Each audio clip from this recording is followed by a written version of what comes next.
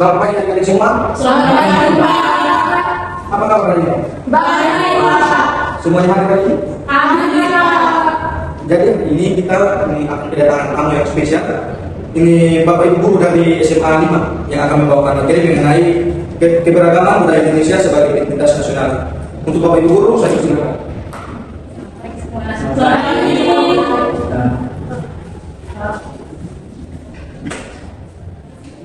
Baik, sebelum kita memulai belajar kita hari ini, Bapak Ibu guru akan menyampaikan atau memperkenalkan diri masing-masing. Baik, terima kasih bagi atas waktu dan kesempatan yang diberikan kepada kami. Jadi pepatah sering mengatakan tak kenal maka tak sayang. Jadi kami akan memperkenalkan nama. Perkenalkan nama kami Ibu Kristiani Pujawati Arima, biasa disapa Ibu Puja. Halo, Ibu Puja. Perkenalkan, nama Ibu Alexandra Leoleto, biasa disapa Ibu Sindir. Hai, Ibu Sini. Perkenalkan nama saya Trio, biasa disapa dengan Trio.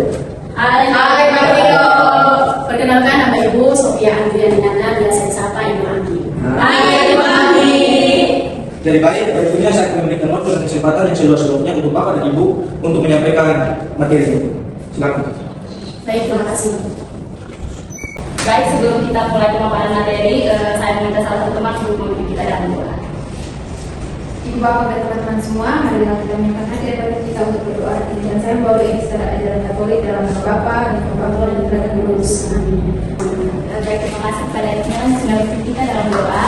Jadi sebelum kita memulai materinya, adik-adik, Ibu akan menampilkan cuplikan video. Silakan.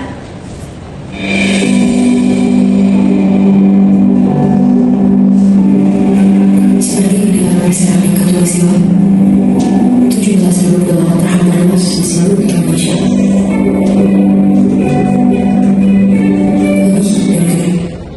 Oke, baik, adik-adik tadi sudah menonton videonya. Jadi di sini Ibu ada pertanyaan mengenai video tadi yang sudah ditampilkan. Jadi pertanyaannya itu menurut pemahaman adik-adik, apa itu keberagaman? Saya Ibu, ya silakan. Jadi Ibu, keberagaman itu adalah suatu kondisi dalam masyarakat yang terdapat banyak perbedaan dalam berbagai bidang seperti bahasa, suku, ras, agama, dan budaya itu. Oke, baik, terima kasih atas jawabannya yang betul sekali adik-adik. Secara sederhananya, keberagaman itu adalah perbedaan yang terdapat dalam satu kelompok atau masyarakat. Jadi kita tahu Indonesia itu merupakan negara yang sangat beragam, baik dari suku, ras, agama, ataupun kebudayaannya. Nah, jadi Ibu akan membahas 4 bentuk keberagaman di Indonesia. Oke, 4 bentuk keberagaman itu teman-teman. Yang pertama itu ada keberagaman suku. Jadi Indonesia itu memiliki kurang lebih 1.300 suku. Ya, contohnya itu suku Sunda, Jawa, Batak, Dayak, dan suku-suku lainnya. Nah, selanjutnya itu ada keberagaman agama. Nah, Indonesia itu mengakui 6 agama saja ya. Yang pertama itu ada Islam, Kristen, Protestan, Katolik, Hindu, Buddha, serta Konghucu.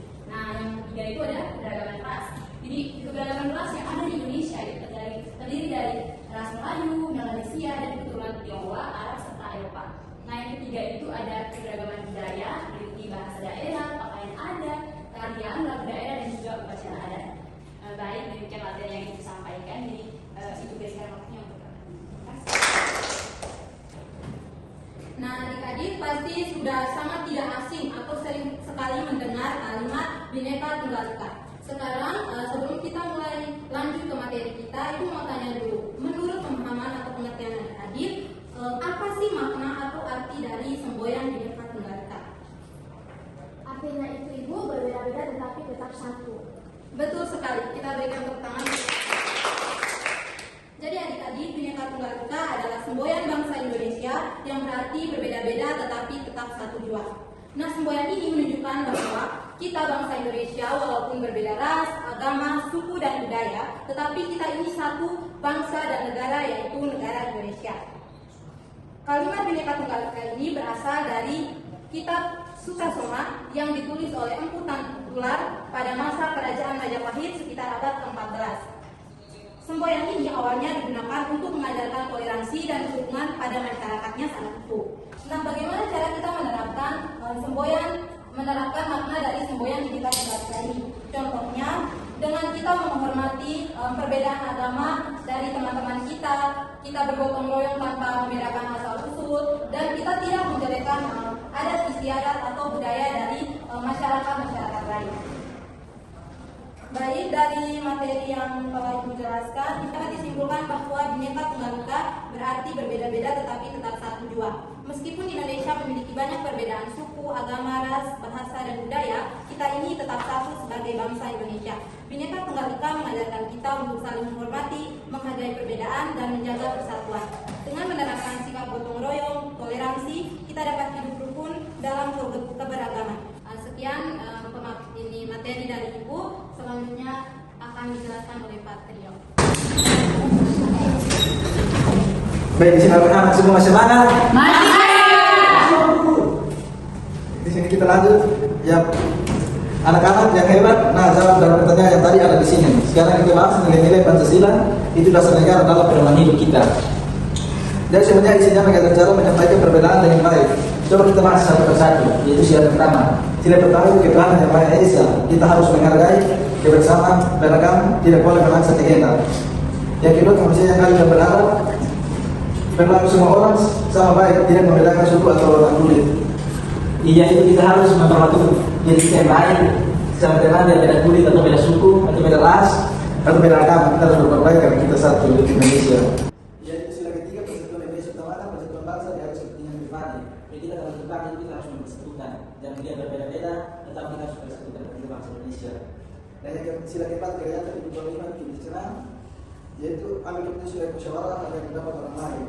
Itu kayak tempat memberikan pendapat, kita harus saling menghargai. Yaitu sila kelima, keadilan sosial, berikan hak dan kesempatan yang sama, tidak dalam diskriminasi. Contohnya kalau kita merayakan hari raya agama lain, kita ucapkan selamat atau bantuan. Sekian, nanti dari saya akan melanjutkan oleh Bu Anti. Baik, selamat pagi adik-adik sekalian. Selamat pagi, Ibu. Kedengarannya kurang semangat. Coba sekali lagi selamat pagi. Selamat pagi, Ibu. Oke, tepuk tangan untuk adik-adik.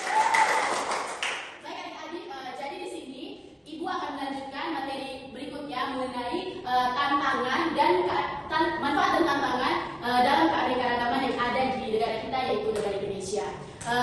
Sebelum Ibu menjelaskan lebih dalam mengenai materi manfaat dan tantangan dari keberagaman yang ada di negara kita Indonesia, mungkin salah satu dari adik-adik mengetahui apa itu manfaat keberagaman dari negara kita Indonesia. Mungkin kepada adik Ance. Oke, baik Ibu. Mungkin manfaatnya itu salah satunya sebagai daya tarik wisatawan. Oke, tepat sekali. Kita berikan aplaus untuk teman Ance.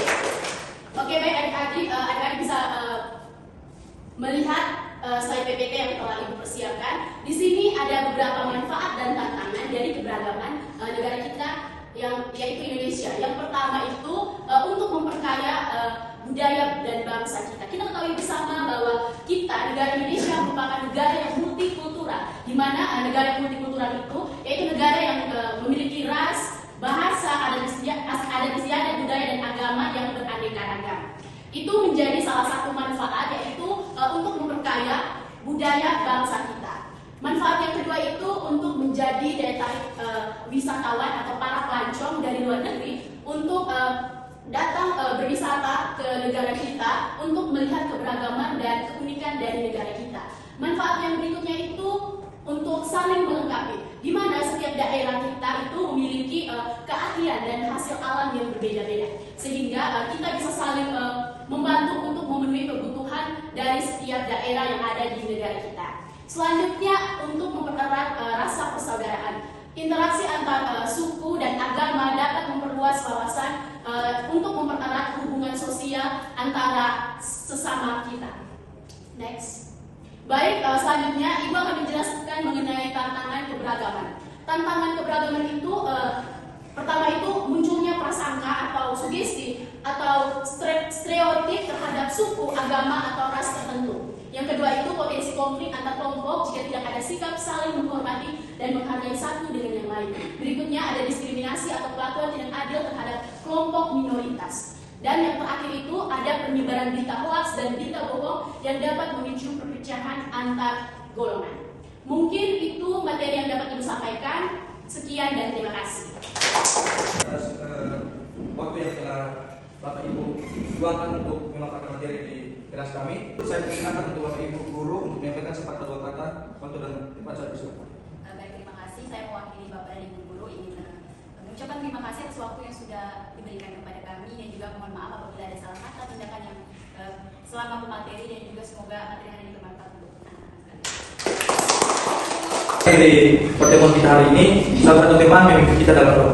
Setelah kita menyiapkan hati dan batin kita untuk berdoa, izinkan saya membawa doa ini dalam ajaran saya Katolik. Dalam nama Bapa dan Putra dan Roh Kudus. Amin.